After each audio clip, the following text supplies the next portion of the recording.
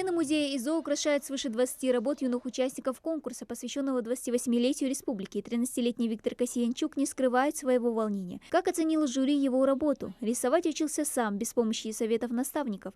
Постарался приложить все силы, чтобы показать во всей красе свой родной и любимый край. Моя картина называется «Слава Ингушетии». Она олицетворяет подъем культуры и не только экономического роста, и вообще славы Ингушетии в целом, как сейчас, так и в будущем.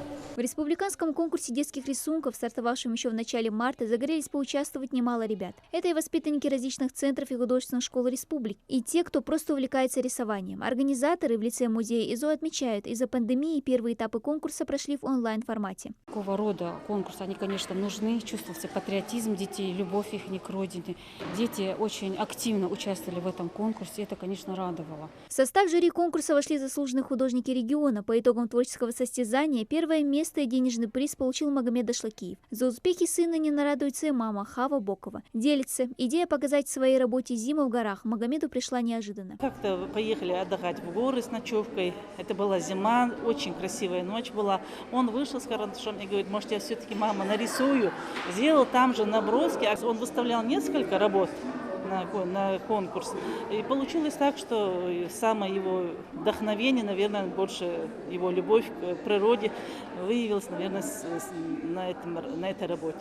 Второе место поделили Амина Акталиева и Лейла Азиева. Третьей стала Пятимат Азиева. Чтобы изобразить башенный комплекс Вовнушки техники акварели и гуаши, девушка трудилась несколько дней. Правда, не без помощи наставника, признается Пятимат. Когда я побеждаю, конечно, мне хочется постоянно продолжать этим заниматься. Даже если я не побеждаю, то это все равно стимулирует, мотивирует идти дальше.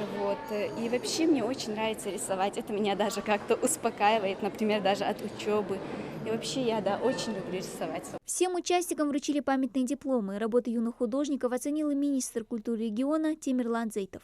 Еще раз убеждаюсь, что наши дети, насколько они перспективны, насколько они внутренний талант их проявлен здесь в их работах.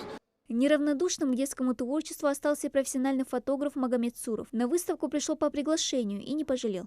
Можно на некоторых картинах рассмотреть прекрасные варианты будущей нашей республики. И, честно говоря, очень приятно оценивать картины по положительным цветам. Это означает, что дети оптимисты, креативны и, скажем так, в меру информационно развит. Выставка работ юных мастеров кисти продлится в музее еще неделю. А такого рода творческие соревнования, дающие ребятам стимул развивать свои навыки, в музее намерены проводить как можно чаще.